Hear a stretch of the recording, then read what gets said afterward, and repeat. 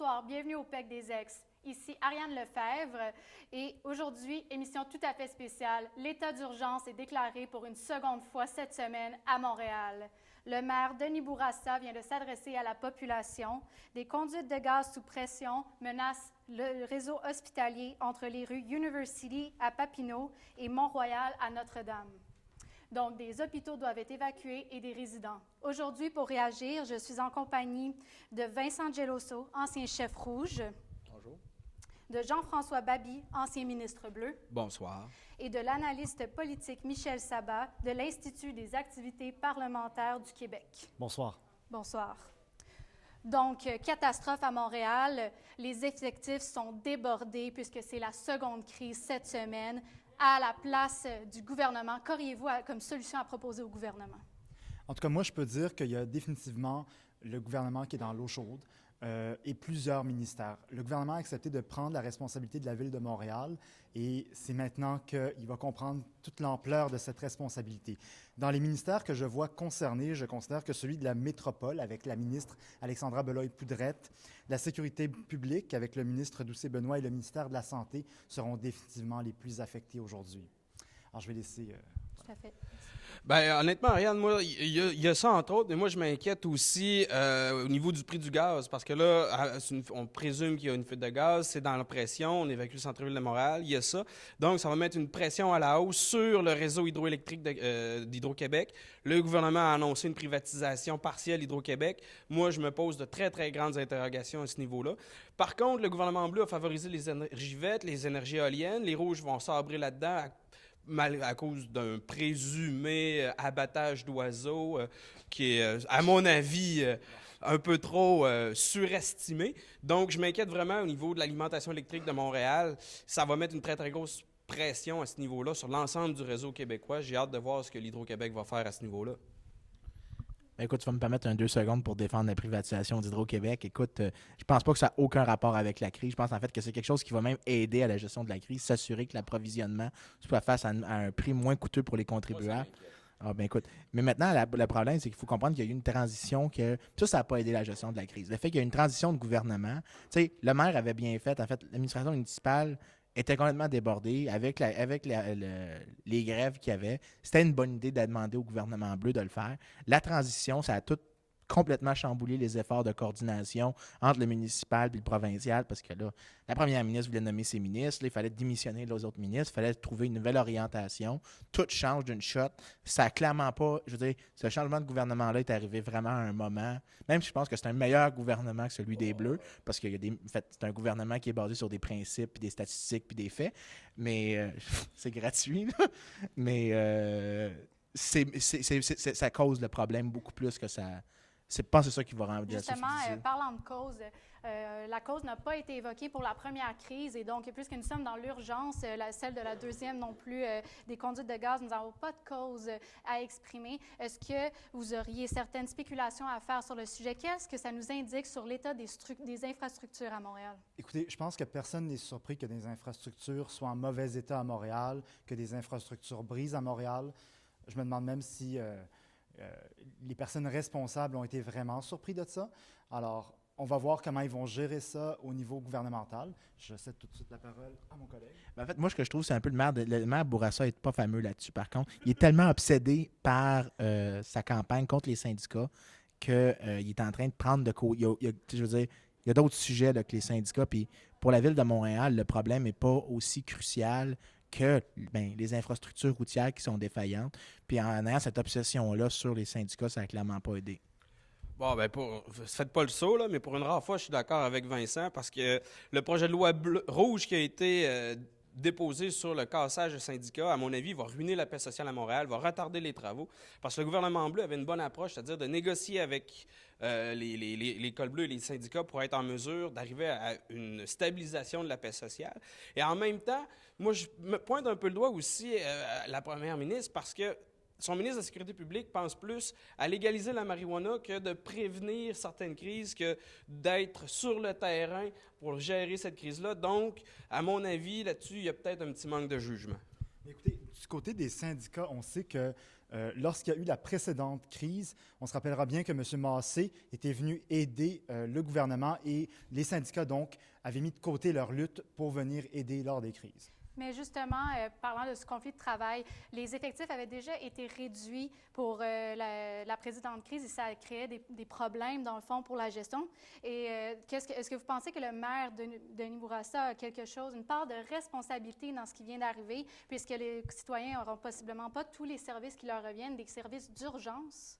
Ben, oui, tout à fait. Il est parti sur une croisade des régimes de retraite. Au lieu de s'occuper de ses infrastructures, au lieu de s'assurer que les services essentiels et les services réguliers soient maintenus.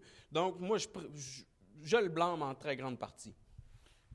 Oui, puis non seulement ça, mais ça aurait pu être fait comme la loi sur les municipalités. C'est une loi qui fait que les municipalités, c'est des créations du gouvernement provincial. Y aller, tu sais, avec une entente pour chacune des villes, ça aurait peut-être été une meilleure idée d'avoir une entente, une loi comme il est présenté présentement, qui n'est pas nécessairement de la meilleure des lois, mais qui a quand même beaucoup de bons dedans, d'avoir quelque chose pour directement faire résoudre le problème des régimes de retraite à l'ensemble de la province, tant pour Québec, Montréal, Trois-Rivières, Shawinigan, toutes les villes qui ont des problèmes justement au niveau des fonds de pension des fonctionnaires. Mais justement, parlons-en de ce projet de loi qui est déposé par le gouvernement rouge sur une réforme de la gouvernance municipale. Le maire de Québec s'est justement affirmé contre, avec certaines appréhensions, puisqu'il jugeait que sa ville était assez gérée adéquatement pour l'instant, que les effectifs étaient assez réduits. Si nous n'avons pas une cohésion au sein de toutes les municipalités du Québec, quel sera le pouvoir du gouvernement à ce moment-là? Bien, écoutez, si il n'y a pas une cohésion, et c'est sûr que le gouvernement a la belle main, mais si le maire de Montréal et le maire de Québec décident de s'unir, écoutez, ça va faire mal. Et ils feront un front commun et ce sera difficile pour eux. Ben, en fait, il y a quelque chose qu'il faut faire, il faut placer le commentaire. S'ils font alliance, les deux vont pouvoir faire des injonctions contre, grâce à la nouvelle loi, le maire Péclet va pouvoir faire des injonctions contre les syndicats, puis non seulement ça, mais pour avoir un lock-out dans un conflit de travail. Ça pourrait être quelque chose de très plaisant qui pourrait se passer. Mais au final, moi, ce que je trouve le plus regrettable, Ariane, dans tout ça, c'est que l'année dernière, l'ancien ministre des Affaires municipales, Charles Gascon, avait mis en place une réforme innovatrice qui faisait qu'on était en mesure d'améliorer la gestion municipale au Québec. Ceci dit, le gouvernement rouge, fidèle à son habitude, n'a pas été en mesure de laisser la chance aux coureurs et tout de suite arrivé, il a bâché les syndicats, tassé tout le début de réforme qui était là. Donc, ça l'a pas aidé, évidemment. Oui, justement, le gouvernement rouge. Nous avons un sondage drop exclusif préparé par notre analyste politique. Monsieur Sabat, qu'est-ce que ce sondage nous indique? Tout à fait. Donc, nous avons commandé un sondage qui vient juste d'être réalisé dans les dernières minutes. Je vais vous en soumettre les résultats. Donc, il y a 3 sujets abordés dans ce sondage, soit la réaction au livre vert sur la légalisation de la marijuana, le décorum en chambre, ainsi que les intentions de vote pour le Parti rouge. Très bien. Et ce qu'on voit d'abord pour la légalisation de la marijuana, il y a une baisse considérable des appuis au gouvernement entre hier et aujourd'hui, de 7,5 sur 10 à 2,5 sur 10.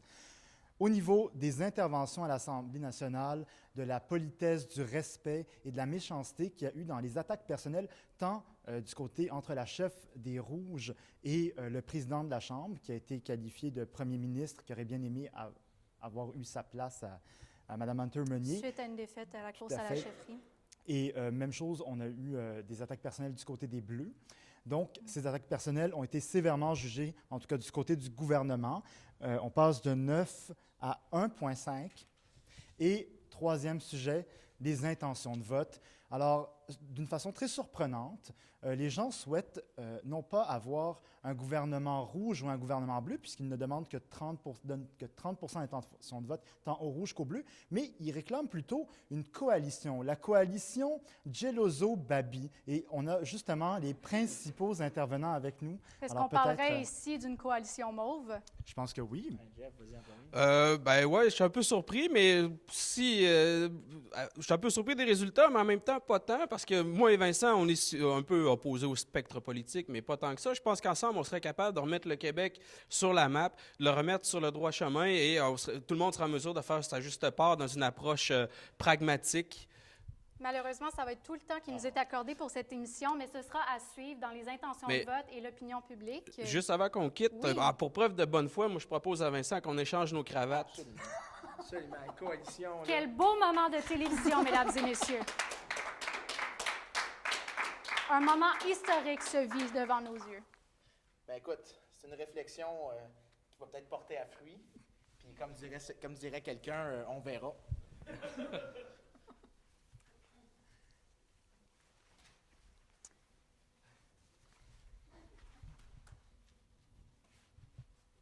Merveilleux. Merci. Merci pour ce beau moment de télévision.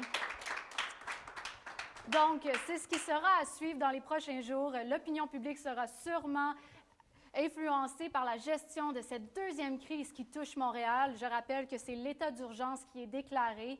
Et merci à nos ex d'être venus nous visiter. Monsieur Vincent Geloso, ancien chef bleu. Monsieur Jean-François... Ah! Vous voyez la couleur Macross déjà. Absolument, Voilà. absolument. Pardon, rouge, dis-je bien. Monsieur Jean-François Baby, ancien ministre bleu. Et sans oublier notre analyste politique, Monsieur Michel Sabat. Merci d'avoir été avec nous et bonne soirée.